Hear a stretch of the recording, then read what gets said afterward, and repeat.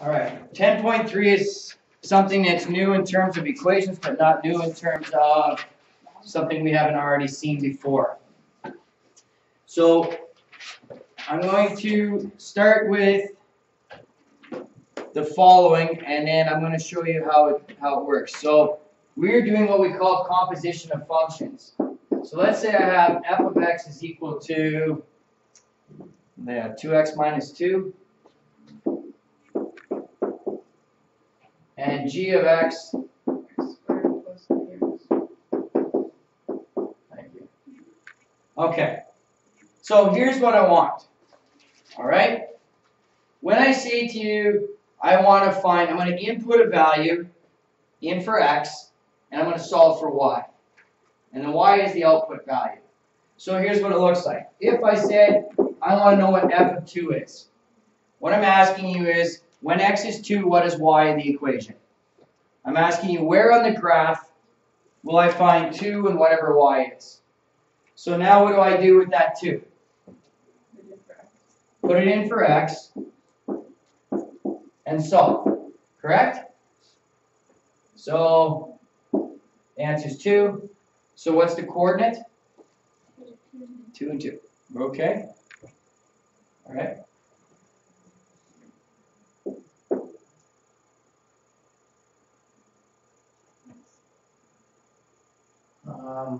I'm just thinking how I want to explain this.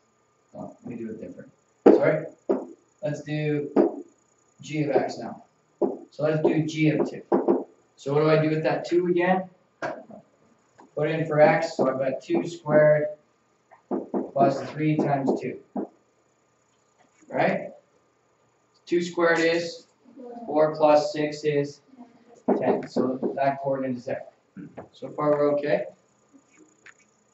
All right. What happens if I do this? G of f of 2. Okay. So this is me combining two equations together. So I start inside the brackets and I work my way out. Okay? So with that thought in mind, what am I doing here? What's the first thing I'm going to find? I'm going to find what f of 2 is equal to by putting 2 in for my x value. Okay? So I put it in, and what did I end up with? 2 again. So now I want g of 2. So what do I do with that 2 now? Put it into the g of x equation, and I would end up with 10. So I could end up with 10 by going f of 2, g of f of 2. So I'm putting the equations together. Let me show you another one. What if I wanted f of g of 1? So what do I do first? Pardon me? Inside the brackets. So what do I solve for first? I want to solve for g of 1 first, right? 1 squared plus 3 times 1, which is equal to 4. Now that I have that, what am I looking for? F of, what was g of 1 again? 4. So I make it 4. Now what do I do with the 4? Put it in up here. So I've got f of 4, which is equal to 2 times 4, subtract 2, which gives me 6. So all I'm doing is working from inside the brackets to outside. But if you can't figure this out, you're going to have troubles right away. Okay, so does everybody understand what happened here? Yeah, Carlton? What happens, like, on the bottom of the 4f? How does, I don't know what's going on there. Okay, so the first thing I do is I found out what g of 1 is. So I put g of 1 in here, and I found out that g of 1 is actually equal to 4. Okay. So instead of g of 1, I'm going to put 4 in here. So now I want to find out what f of 4 is. So I put the 4 into my f of x equation, and I solved it, and I got 6. Right. So is there anybody else that's not comprehending this right here? Because I'm about to show you how it's going to get more complicated. But at the same time, not terribly complicated. Okay? Any questions?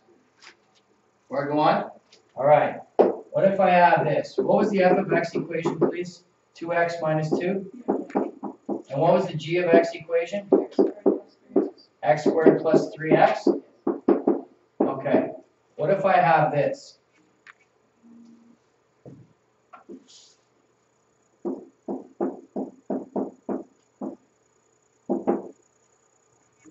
Okay, so now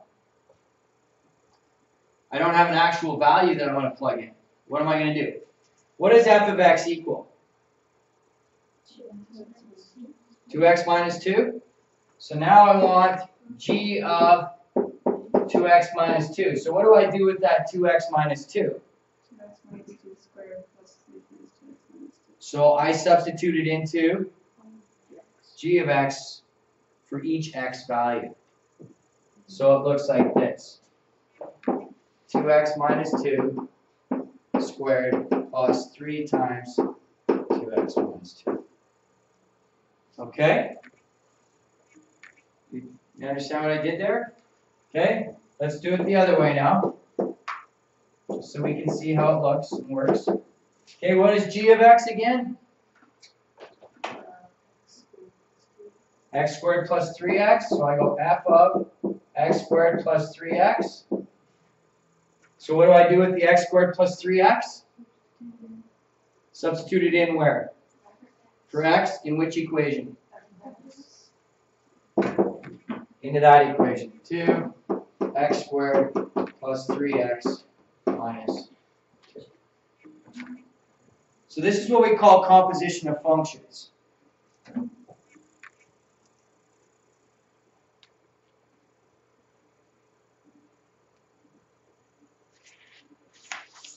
Any questions so far?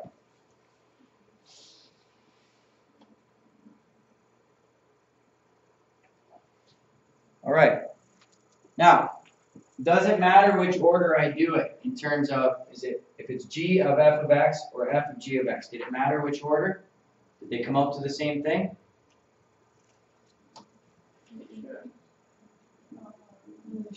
No, it shouldn't. Right? Because this is not going to be the same as that. Right? So they didn't come out to the same thing. So the order does matter in which I put them in. So that's why you need to start inside the brackets and then work your way out of the brackets. Okay, so let's just take a quick look at a couple examples and then we'll go in there. So f of x is equal to 4 minus x.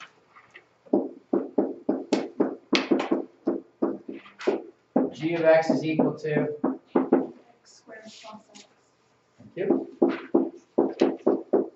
And it wants us to find f of g of 2.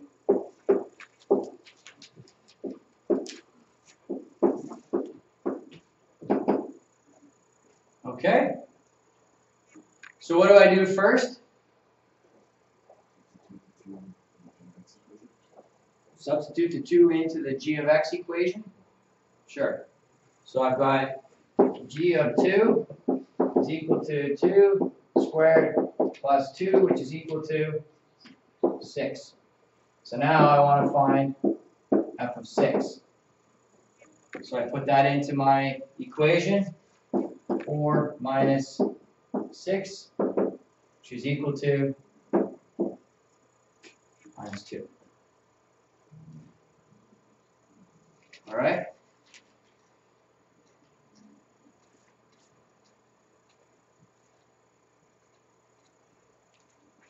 Okay. I don't think substituting the values is going to be a problem for you. I think the problem will come on page 347 where we have to substitute in equations. So let's just take a look at that and then we're done. F of x is equal to. All right, now I haven't really told you. I haven't really told you what is the reason or like why are we doing this. But the reason that we're doing this is it's going to enable us to graph more complicated graphs. So are we gonna be graphing these Yes. eventually then? Okay. Yeah, so that's what we're leading to. How do I graph this and what do they look like? So for example, okay, let's take this equation here. If I wanted to graph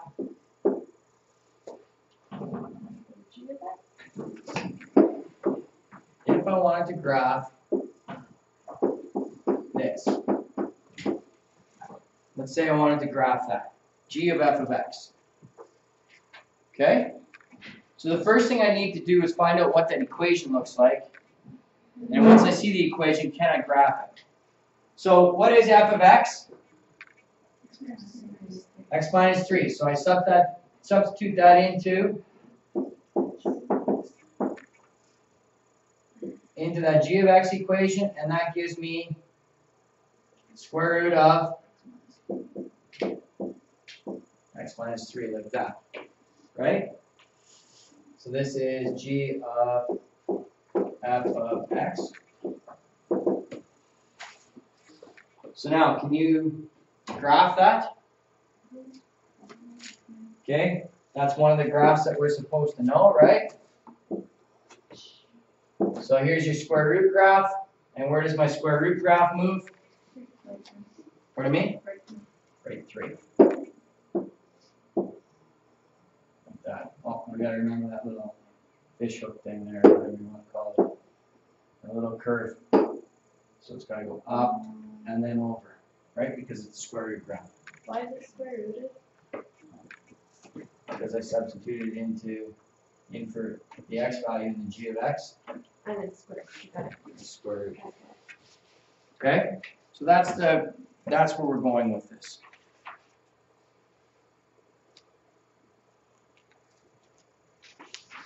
All of this is relating back to graphing and making graphing easier.